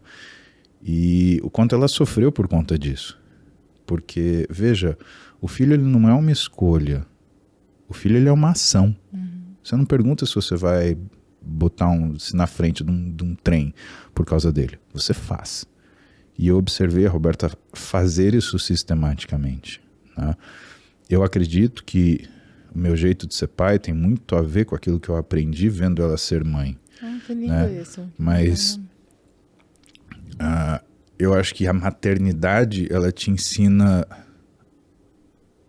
a ternura de ser a segurança, né? Entenda, eu entendo que as mães elas são o afeto e o sentimento e o pai é a segurança. Essa história de pai competir com a mãe, fala quem que se ama mais, o papai ou a mãe, isso é imbecilidade que só na cabeça de gente muito, né, limítrofe que aquilo consegue ter algum sentido. Narcisista, né? É um comportamento narcisista, egocêntrico e até meio hipócrita, porque se você precisa perguntar é porque você sabe que você não é. Né? Aliás, tudo que você... eu conheço mais as pessoas pelo que elas me perguntam do que por aquilo que elas falam. Isso daí... Quando o Pedro fala de Paulo, eu sei mais de Pedro do que de Paulo. Exatamente isso. Né? Então, eu sou o cara que deu errado. Pai, né? É isso aí. Só que aí o que acontece? Lembra da testosterona? O ímpeto, a força, a iniciativa. Isso precisa ser moderado, Lara. Você não pode assustar o seu filho quando você vai protegê-lo. Né? E por que eu acho que não? Porque o filho ele nunca pode olhar o pai como uma ameaça. Né? Nem o pai, nem a mãe. Eu acho que isso desestrutura tudo aquilo que é a cadeia de segurança da criança, porque se ele não pode confiar no pai e na mãe, quem que ele vai confiar? Exato. Né? E imagina um homem de 116 quilos, 1,85 m fora de si. Né? Não dá. É a fera, da Bela e a Fera. Não, é a fera depois que acordou com um bafo e que alguém pisou no pé. É tudo de errado. E a Roberta, ela me ensinou a ser essa segurança, mas com ternura. Ou seja, né? na hora de maior estresse, ser o cara que fala baixo, que acalma e que resolve a situação na medida do possível. E que se for para tomar soco, toma soco. E se for para tomar tapa, toma tapa. E que jamais escalona a situação. E a gente já viveu situações em família difíceis, né? Em viagem, em situações do dia a dia, né? Pô, eu lembro que, no final desse ano mesmo, a gente estava no aeroporto em Paris, né? Voltando para o Brasil, e um sujeito passou com o carrinho em cima do pé da Roberta e parou para discutir com ela. E... Ele não tinha te visto, né? Não. Ah, tá. Ele tá não tinha me explicado. visto. E nisso a gente tava com um amigo nosso voltando junto, o Val. O Val, quando viu aquilo, ele ficou branco. Ele falou, meu Deus, a gente vai Ferrou. ser preso. Porque o Paulo Cara, vai pegar morrer. esse sujeito, ele vai passar ele pelo buraco do ralo do chão. E tem um policial na frente para piorar tudo ainda do jeito mais terrível possível. E aí, a única coisa que eu fiz, eu dei 3 passos adiante, parei na frente do sujeito, na frente da minha mulher. Monsieur, você passa problema? Aí o cara ficou branco assim na hora. Kiko. Aí ele já não falava francês, ele não falava inglês, ele não falava mais nada. Aí ele... E assim, ele nítido quase indo pra cima da Roberta. E assim, as meninas olhando apavoradas, a Roberta, né, ficando Tensa destemperada. Arianamente né? destemperada. Ariana. 1º de abril, coração. Jogo duro, bichinho ali. Nossa Senhora. E eu tinha que fazer o quê? Acalmar aquilo lá. Né? A minha vontade era de fazer o cara passar pelo buraco da casa do botão do Qual que é o seu da jaqueta temperamento, Paulo? dele. É isso que você tá Você vendo sabe? aqui. Não, eu digo, você nunca viu colérico, melancólico, fleumático, nada disso, não? É difícil porque, assim, é um mistozinho, né? Eu sou um cara mais melancólico, porém, eu tenho uma melancolia interna. Aquilo que eu mostro pra você não necessariamente é aquilo que eu tô vivendo por dentro. Porque o que acontece também? Aí por conta da profissão, né? Você não pode se envolver na situação que você tá vendo, né? O paciente, ele tem que olhar pra você e o que ele tem que sentir? O que o médico vende para um paciente dele, Lara? Fortaleza. Segurança, exatamente. Então, a última coisa que você quer ver é que teu médico olha pra você e fala, puta, fudeu. Pra onde eu corro aqui? Como fazer cirurgia no cérebro, Google pesquisar, entendeu? Deixa eu te contar uma Exatamente. coisa. Isso, só parênteses aqui, tá? Não, isso isso já rolou. aconteceu comigo. Não, isso rolou acho que numa... Eu vi. Numa manchete. Não, isso aconteceu. Eu vi isso, da mulher viu? pesquisando no Google, Pesquisando né? Ali no um Google. minutinho antes. Mas e aí flagraram isso. Mas a minha médica, eu cheguei com um Implanon pra colocar, que era isso há alguns anos já. E aí ela falou, nossa, nunca coloquei esse aqui não. Deixa eu ler aqui como é que é na caixa. E ela virou a caixa e começou a ler. Pô, se é pra tu ler, então eu faço a mim. Não rolou uma segurança ali. Eu fiquei tão estupefata e eu deixei. O pior é isso. Olha, Mas eu queria aproveitar, já que a gente tá na Não, seara... deixa eu te trazer uma tranquilidade. Você sabe que um dos meus professores de clínica médica, Gerd Henrique Stuber, cardiologista, o que ele me ensinou? Daqui Ele do Brasil? Esse nome? Aqui, né? Ele é brasileiro, Gerd, meio alemão, né? Mas né? Ele olhava pra mim e ele dava aula pra mim e falou assim, você deve ter alguma coisa errada, menino. Vem cá fazer um eletro de novo. Eu não tô achando, tô confiando em você. Né? E uma vez ele falou, Paulo, você tem que dominar o conceito, senão você nunca vai entender o que você tem que fazer. Né? Às vezes ela domina o conceito, isso não é um implante, ela só precisa ver se aquilo lá tem alguma coisa diferente. Te falo isso por quê? Porque ortopedia e traumatologia, que é uma das minhas especialidades, você tem uma série de materiais diferentes para fazer síntese, para fazer reparo. Né? E assim, o conceito é um só, você vai juntar 2 coisas diferentes e aquilo tem que grudar. Tá? Agora, o que difere? Como que você vai fazer isso? Né? A cirurgia em si, ela é muito sedutora porque ela transparece a habilidade. E por que isso é sedutor, Lara? Porque você não ensina habilidade. Você não consegue pegar na mão do seu aluno e falar, é assim. A habilidade é uma coisa que você desenvolve. E tem gente que tem menos habilidade, tem gente que tem mais habilidade. Né? A gente brinca, a gente fala que é mão de paca. Né? Porque tem 3 dedos, aí fica ruim de operar. Né? E quando a gente entende essa questão da habilidade, a gente percebe que existe habilidade também de raciocínio. e que isso não depende do conhecimento. É a questão da inteligência. A inteligência não é o que você sabe, é o quanto você consegue utilizar aquilo que você conhece. Articuladamente, né? Se na hora deu alguma merda ali, o cara tem que ter uma resposta rápida para aquilo, e tem gente que não tem essa reação, é isso? Tem gente, Arthur, que tem um repertório infinito, mas não sabe o que fazer na hora que a banda trava. toca. Fudeu. Que era o que você não queria, né? Você queria a prática desde sempre. Daí a razão de ter ficado na prática, não na academia, né? Exatamente, porque para mim não ia me satisfazer, ou não ia me trazer felicidade, né? Claro, existe um prazer associado à aquisição do conhecimento, mas é um prazer mais egocêntrico, né? Eu queria a felicidade de poder executar aquilo que eu sabia. Né? Então é essa satisfação, né? Isso não quer dizer que os cientistas são egocêntricos, nada disso, né?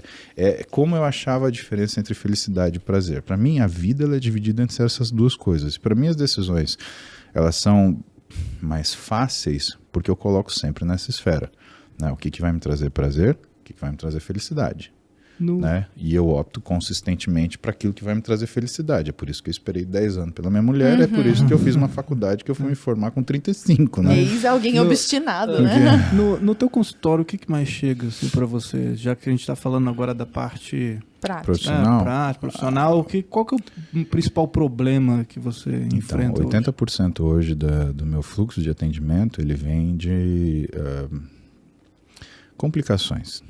Tá? Então são pessoas que querem fazer coisas sozinhas, que usam medicações por conta própria. Complicações hormonais, você diz? Principalmente. Né? Hoje a questão do hormônio ela é muito mal compreendida, sabe, Arthur? O pessoal acha que é uma pílula mágica, que aquilo vai trazer para você um resultado que né, a nutrologia fantástico, estuda isso também, né? Não é? Na verdade, assim, o alvo... Se você quer um especialista em hormônio, ele tem um nome, chama endocrinologista. Né? É o cara que faz residência em endocrinologia e metabologia. Esse cara manja de hormônio. Tá? Agora, na medicina existem coisas que se chamam áreas de aglomeração. Tá? Então, à medida que um nutrólogo e um médico do esporte eles precisam entender de fisiologia para entender o que acontece com o corpo humano quando ele é colocado em altíssima demanda, ele precisa de entender aquilo que é a parte hormonal também. Então ele faz um uso, né, dessa parte muito restrito. O que é a função hormonal no meu consultório? São as complicações que acontecem pelo uso de esteroide e suas repercussões. Né? O problema é que assim... Uso indiscriminado e irresponsável. Quando você tem o uso de um hormônio, você tem repercussão em todo o sistema hormonal, em todas as glândulas. Né? Um androgênio, ele modifica a função do hipotálamo, da hipófise. Portanto, ele vai mudar o quê? Ele vai mudar tireoide, paratireoide, gônadas, ovários e testículos, ele vai mudar suprarrenal, né? Ele vai mudar tudo que é o funcionamento endócrino da pessoa. E isso requer, por exemplo, do especialista, tanto em nutrologia quanto em medicina esportiva, que ele tenha uma familiarização, né, com a endocrinologia e metabologia. Claro, ele nunca vai ser o cara que vai tratar um câncer de tireoide, por exemplo. Mas ele é um sujeito que tem que saber que isso existe. Até porque o que acontece no consultório de medicina esportiva? Né? É uma das maiores responsabilidades que existem lá. Um paciente, quando ele vai procurar você porque ele quer fazer exercício, ele não tem noção se ele está doente ou não. Compreende? Né? Uma das coisas mais ridículas que eu percebo é atestado de saúde de médico do esporte. Como é que você vai fazer um atestado de saúde? Você vai fazer um PET scan, todos os exames de sangue, para ter certeza que realmente a pessoa não tem nada? E, no entanto... É num consultório de medicina esportiva que muitas vezes a gente faz diagnósticos de condições que são incompatíveis, por exemplo, com o exercício. Né? A gente faz pelo menos, o fluxo de atendimento do consultório hoje são, eu sozinho atendo umas 150 pessoas por mês em média. A minha 150 equipe, por mês? Por mês. Caramba, que tanto de gente. A minha equipe, né, que é o professor Heraldo Buquerque, que é nutricionista e treinador, o Dr. Bernardo Palmer, né, que é especialista que fez especialização em endocrinologia e também em medicina esportiva, e assistente dele, né, a Camila Sufiati, que é nutricionista, né. Contando nós três, a gente atende umas 450 pessoas mais ou menos por mês. né? E a nossa vigilância é sempre constante, porque como é um consultório de complicação e o pessoal já usou esteroide, isso daí abre umas centenas de portas, e abre portas para, por exemplo, doenças inflamatórias. Então o paciente ele abre um quadro... Disso, então, quero falar que Sim. isso aí é treta. Isso é treta. Isso é treta. ele abre caso de psoríase, ele abre caso de doença inflamatória intestinal. Às vezes a gente faz diagnóstico, por exemplo, tem por mês pelo menos 2 diagnósticos de câncer no consultório. Desencadeados pelo mau uso? Ou não? Não dá para necessariamente? fazer essa. Então, não dá para fazer essa associação com tanta. Olha, tomou isso, então é por causa disso. Tem uma... Câncer é câncer, Lara. E assim, o que é o mais comum que a gente pega no consultório? Câncer de tireoide e câncer de cólon, né? E a gente faz o rastreio, por quê? Porque muitas vezes os pacientes eles estão na idade da gente fazer esse rastreio, ou porque são pacientes que tratam de doença tireoidiana há anos, mas eles não vão ao endocrinologista há anos. Então eles estão lá tomando o remedinho deles, tá tudo bem. Quanto tempo você toma esse remédio?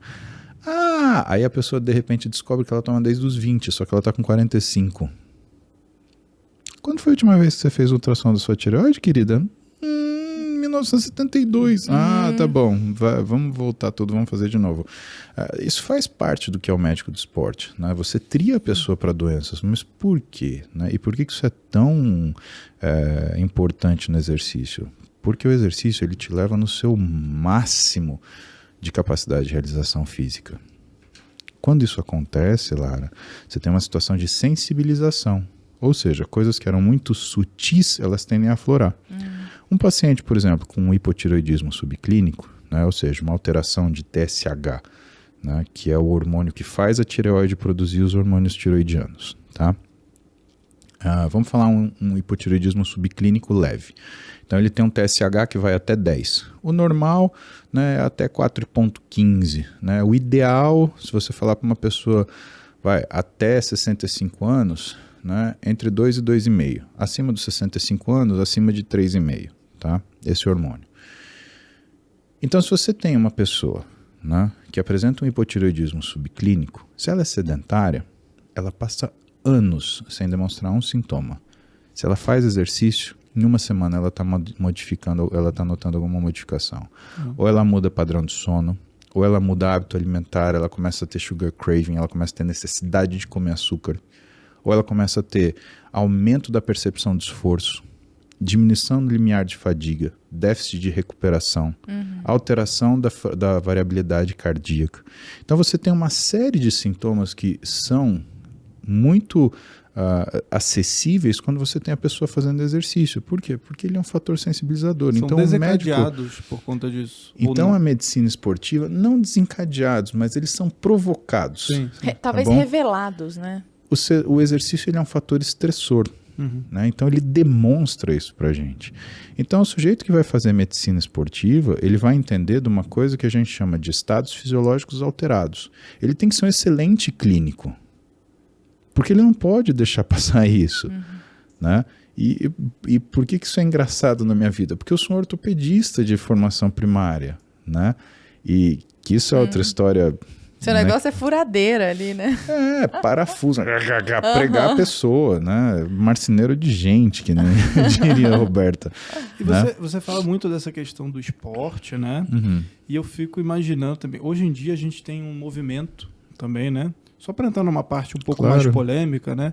A gente tem movimentos, né, políticos, ideológicos, etc., que acabam criticando, né, profissionais da medicina e tal, principalmente nutrólogos, né, nutricionistas e tal, que tipo, sei lá, chega uma nutricionista, um nutricionista, fala pra pessoa, ó, cara, você precisa emagrecer aqui, porque isso aqui vai gerar um problema no futuro, você tá obeso, etc, etc. E tem cancelamentos, inclusive, que, rola petições e não sei o quê, porque o cara é gordofóbico, entendeu? Então, Como é que você enxerga isso? Isso chama democracia, né, Arthur? A democracia, né, Vamos de novo voltar para o nosso paradigma. Tudo aquilo que tem a maior força está encerrado em si sua maior fraqueza. A democracia ela é um tipo de regime que permite você falar contra ela. A democracia não é liberdade de expressão, não é liberdade do cidadão. Então você pode falar contra a democracia? Sim, é a sua opinião. É em tese, né? Porque... Aí que tá. O problema é o seguinte, em tese porque a gente tem acontecimentos recentes no Brasil que mostram o contrário. Exato. Né? Mas, assim, eu vi alguns desses pronunciamentos e de uma pessoa eminente, né? Eu acho que ela está completamente equivocada e não devia estar no local que ela está. Porque você viver em democracia significa você viver garantindo liberdades. Tolerando, inclusive, o que você considera idiota. Né? Exatamente. E tolerando aquilo que você considera ofensivo também, né? Porque é o que eu te falei, a democracia, ela é liberdade, então você falar de antidemocracia faz parte do game, né? Qualquer coisa diferente disso é um regime totalitário. Vai lá na Coreia do Norte falar contra o regime. Vê o que acontece com você. Né? Isso não tem nada de democrático. Né? E a gente sabe disso. Aliás, é óbvio e ululante. Né? Vamos partir daí. Bom, Então, gostei do ululante. Achei Nelson Rodriguiano. Acho que eu nunca usei essa palavra na minha vida. Ululante. Assim, falando, né? O Nelson Rodrigues tem uma obra chamada O Óbvio e o Ululante. Maravilhosa. Muito bom, muito bom. Você preparou bem, ele se preparou. Eu sou fã do Dr. Enéas e seu vernáculo. Que legal. Né? Que bacana. O seu vernáculo preciso. Né? Pois é, você quer terminar essa ideia, não? Eu já tinha. Sim, pra gente Por favor. terminar, né? Aí o que acontece? Eu acho que as pessoas elas têm que ter esse direito, só que entenda, né? Obesidade é uma doença. Por quê? Porque ela faz você morrer precocemente, né? Então não pode ser gordofóbico você falar que a obesidade é uma doença. O que é gordofóbico? É gordofóbico que você, por exemplo, não contratar uma pessoa porque ela tem excesso de peso. Aí você está levando em conta o que é a aparência dela e não a capacidade de trabalho. Não pode ser gordofóbico você segregar essa pessoa, por exemplo, num cinema, numa coisa assim. Né? Quando você utiliza da aparência da pessoa para julgá-la, isso independente se ela é gorda ou magra ou o que você quiser. Você pode ter magrofóbico também, por que você não pode ter magrofóbico? Você tem que romantizar, inclusive, a doença, né? Na realidade, a gente tem uma falta de problema. E quando existe falta de problema na sociedade, Tudo é problema. tem Tudo gente é que se problema. beneficia criando problema para você. Veja, vamos voltar na história. Né? A gente teve uma Primeira Guerra Mundial triste, né? Porque guerra é triste. E de repente você tinha uma geração que falava assim, pô, mas qual vai ser a nossa grande aventura? Que foram os filhos da Primeira Guerra Mundial, Segunda Guerra Mundial. Gente que passou pelo horror e que aí aprendeu e falou, cara, guerra é errado. Né? Não é uma natureza humana, é errado e ponto final. Se está em guerra, está errado. Não há discussão sobre violência. A violência é errado em qualquer situação, é ponto final. Né? De lá para cá, o ser humano ele aprendeu isso. E aí ele teve que fazer o quê? Ele teve que descobrir seus próximos problemas para se ocupar. Reza o que é o ditado que primeiro o ser humano ele procura alimento. Depois ele procura abrigo. Depois ele procura companhia. E quando ele tem abrigo, alimento e companhia, ele procura problema. Pirâmide de Maslow, total. E o que você vê no dia a dia é exatamente isso. Então, quando, por exemplo, eu era aluno de medicina e eu via determinados movimentos, eu chegava para essas pessoas, porque isso. Eu falei, você viu que teve prova de parasitologia? Não, mas como é que você foi na prova de parasitologia? Não, mas... Então, você sabe que amanhã você vai estar atendendo na UBS da Vila Mariana e você vai atender criança com lombriga? Você sabe tratar uma lombriga? Aliás, você sabe diagnosticar, né? Porque o paciente ele não vem com uma camiseta no peito escrito, olha, lombriga. Eu tenho alternativa A, lombriga. Alternativa B, oxiurus. Alternativa C, nada, frescura, né? A criança não vem assim, né? A criança ela vem, você sabe diagnosticar? Fazer as perguntas certas. Então, sabe, o que eu acho que todo mundo tem que ser, de alguma forma, engajado na realidade. Quando você abraça uma narrativa para fazer o mundo caber dentro do seu raciocínio, nem mesmo você vai caber dentro desse raciocínio e você vai se decepcionar. E você vai prejudicar muita gente com isso. Então, eu tinha uma diferença muito grande com essas pessoas que ficavam fazendo esse tipo de militância, que era caçar problema, por quê? Porque era medo de resolver os problemas que tinha que resolver dentro da faculdade de medicina, né? Fazer prova, passar no estágio, né? respeitar hierarquias, né? Porque medicina isso é muito claro, né? Você tem o aluno, você tem o aluno do ano seguinte, e por que isso é muito claro? Porque o aprendizado médico, ele é uma questão também de comunidade. Por isso que a gente chama de colega, porque ele nunca vai ser o seu concorrente. Quem tem concorrente, né, como é que fala? Né, como é que é a expressão? Quando você tem no comércio? Quem tem concorrente, né? Quem tem concorrente é loja de carro, né? E isso tem concorrente, né? O médico é teu colega. E por quê? Porque se você deixar de falar alguma coisa que você conhece para esse sujeito, quem se prejudica não é ele, quem se prejudica é o paciente. Então, a base do que é o comportamento médico é de troca de informação. Né? Aliás, tem um ditado árabe que fala isso, que o conhecimento é a única coisa que quanto mais você dá, mais você tem. E nessa condição e nessa situação, o que acontece? Existe um reconhecimento daquelas pessoas que têm maiores habilidades dentro da medicina, dentro da área dela, de forma geral, ou então, né, de uma forma específica, ligada ao que é a profissão dela, um professor de medicina. Cara, é uma responsabilidade maluca isso. Sim. Né? Porque você tem não só as vidas do seu paciente, dos seus pacientes na sua mão, mas você tem as vidas dos pacientes dos seus alunos nas suas mãos também. Sim. Né? E quando você percebe que existe gente que não aguenta esse baque, aí vai fazer outra coisa. Né? Vai ser médico de Instagram, vai ser médico político. Né? Eu lembro que uma vez eu fui para uma... como é que chama aquele negócio? Decisão popular. O quê? Júri popular? Não é júri popular. Ação civil pública? Foi assim. Foi um questionamento sobre suplementação alimentar. Audiência pública. Audiência pública, isso. E tinha um médico lá que era deputado. Né?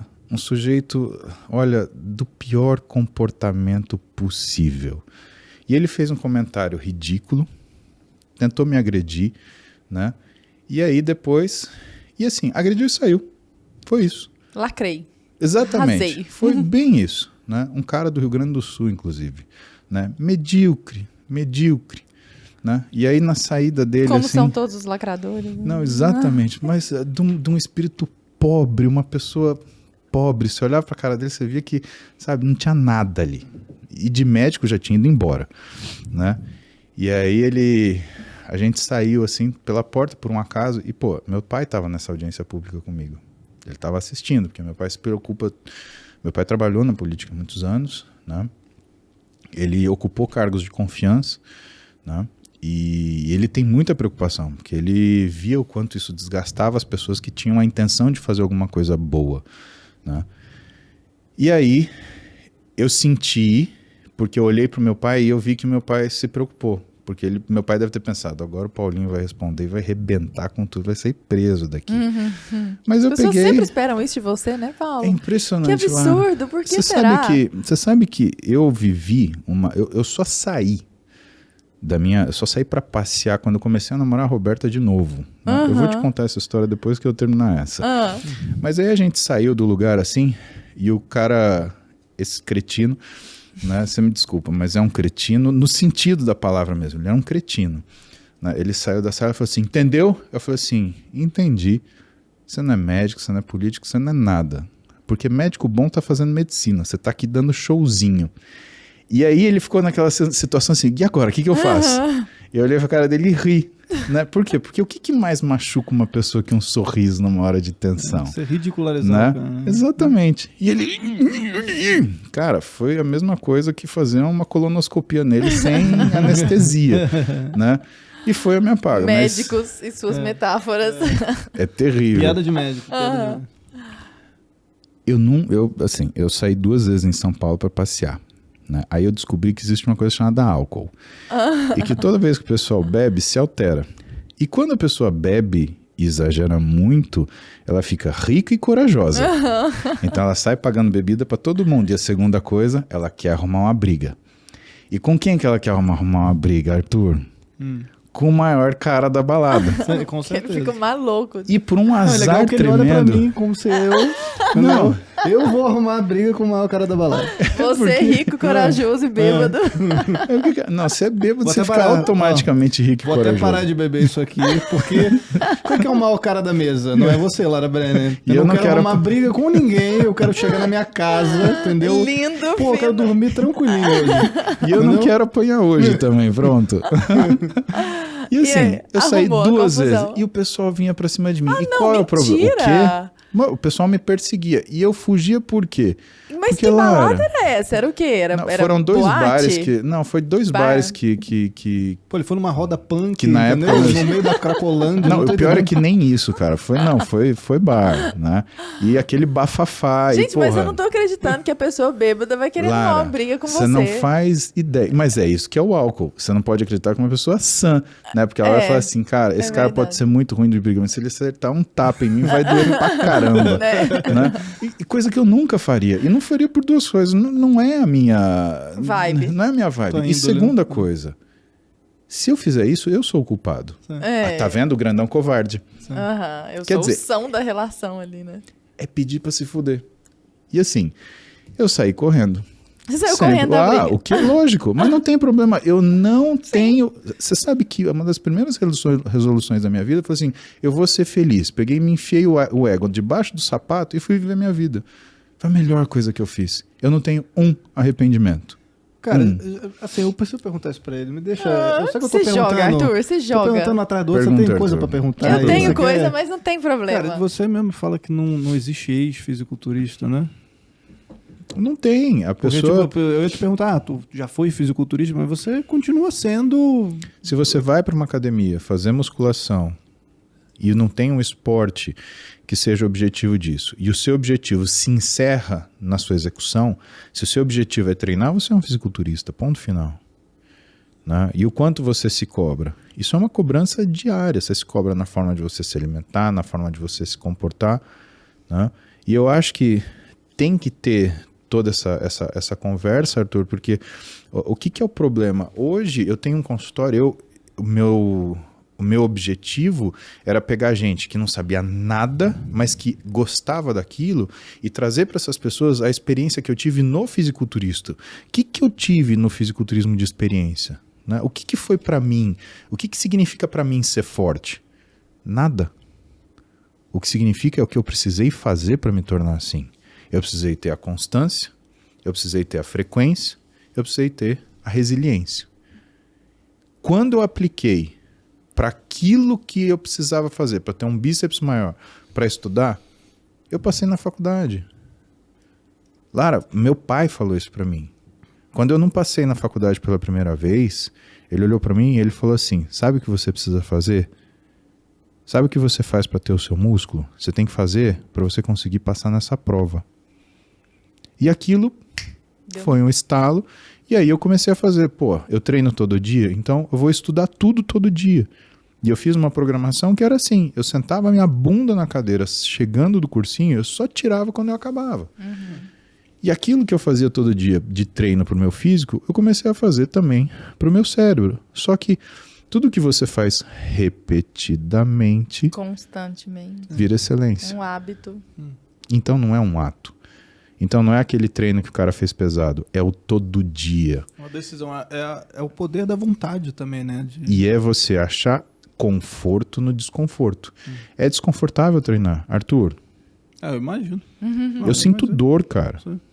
Só que a realização é uma sensação muito maior do que a dor que eu sinto ali. É desconfortável você sentar no sábado e estudar para montar uma aula e ficar das 10 da manhã até as 11 da noite fazendo isso. Só que isso é necessário. Se você não tiver treinamento para isso, e estudar é treinamento, você não vai conseguir estudar 12 horas por dia se você nunca estudou. Você vai estudar primeiro 20 minutos, depois 30 minutos, depois 50. Vai se condicionando. Né? E a vida é condicionamento, cara. E postergando a recompensa, enxergando lá na frente. E o que é postergar a recompensa? É justamente o que eu te falei do que é o meu parâmetro de escolha. Você quer o prazer ou a felicidade? Você quer aquilo que você quer agora ou você quer aquilo que você deseja? A minha vida é sempre ter o que eu desejo. Então eu abro mão do agora. Só que paga, né? Puxa vida, né? Olha só. Não tem nem mais o que Tô falar. imaginando quem tá em casa pensando assim, meu Deus, eu preciso em algum momento começar. Mas esse que é o segredo. É começar. Ó, e a gente, né? antes de encerrar aqui, eu quero fazer novamente aquele convite. O Paulo Musi aqui no início do programa já falou que é assinante da BP, que ele não perde. Eu aposto que ele não vai perder também. Entre Lobos está chegando. Documentário sobre segurança pública no Brasil. Estreia agora em 2022. E eu espero você lá. Você garantindo a sua vaga. Para garantir a sua vaga é só você se inscrever no link que está na descrição do vídeo ou acessar entrelobos.com.br. Sigam Paulo Musi, inclusive. Acompanhem as lives Inclusive, dele. como é que a gente te acha nas redes sociais, Paulo? Dificílimo. @Paulo Musi, né? Musi é M-U-Z-Y. Você tá majoritariamente no Instagram? Tô no Instagram e no também. YouTube. Mais de YouTube, 400 né? vídeos no YouTube já. Cara, e eu descobri que eu tô no TikTok também. Mas te colocaram no TikTok. Me colocaram no TikTok. Eu fui estado no TikTok, né? Que eu Eu fui. estou.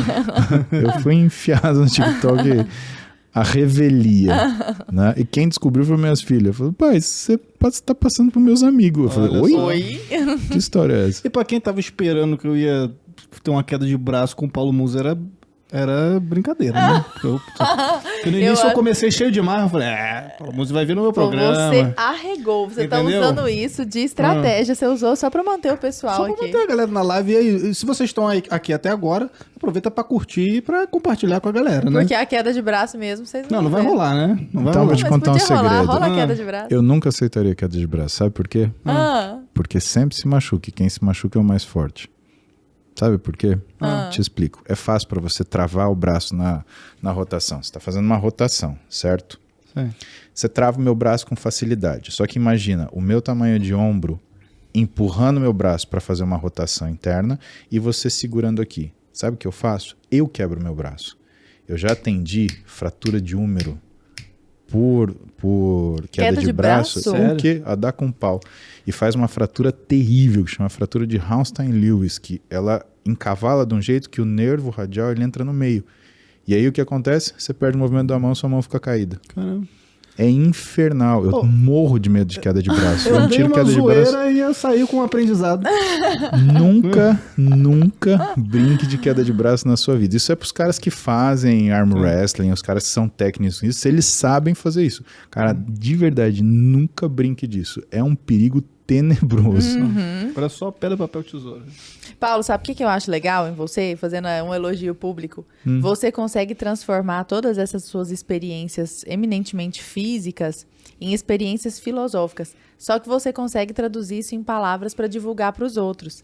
Porque eu imagino que muitas pessoas que lidam com a força no dia a dia chegam a essas mesmas conclusões, mas elas Sim. não têm o domínio da palavra para transmitir isso para os outros, sabe? Então é muito bacana a gente ver alguém desse universo que nos é Trazer tão algo complexo, palatável, né, Mara? palatável, fica azeitado, assim, sabe? Fica um negócio que a gente olha e consegue realmente entender como é a dinâmica desse universo, sabe? Porque você realmente consegue colocar em palavras. Inclusive, isso é algo que eu sempre digo para os meus alunos ou aspirantes a alunos. Domine as palavras, não seja refém das palavras. Fato. Porque uma das razões pelas quais você é quem você é hoje, me corrija se eu estiver falando uma bobagem, é pela sua capacidade de comunicação. Não é só porque você é grande e forte. Tem muita gente forte no mundo, sabe? Mas a capacidade de comunicar isso e transpor isso para filosofia de vida sob a forma de palavra e contar a sua história para si mesmo, sabe? Isso tudo exige uma habilidade com a palavra que é muito bacana. Pô, o cara usou o Lulante aqui. A minha tia era professora de português. Que Olha legal, só. que legal. E ela, desde pequena, ela fala assim, agora lê isso. E eu lembro até hoje, eu comecei a ler, eu tinha uns 7 anos, e ela me dava um conjuntinho que chamava Para Gostar de Ler.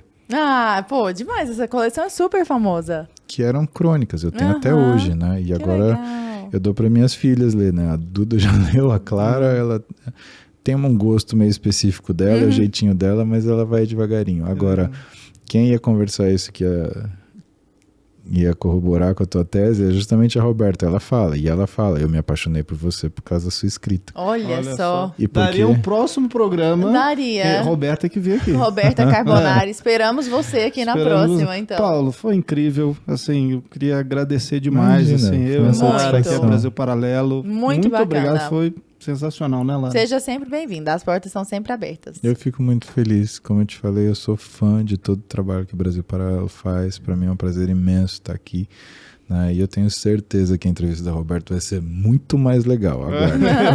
Galera, muito obrigado pela audiência, valeu. Obrigada, meu e povo. até Um beijo. próxima terça-feira.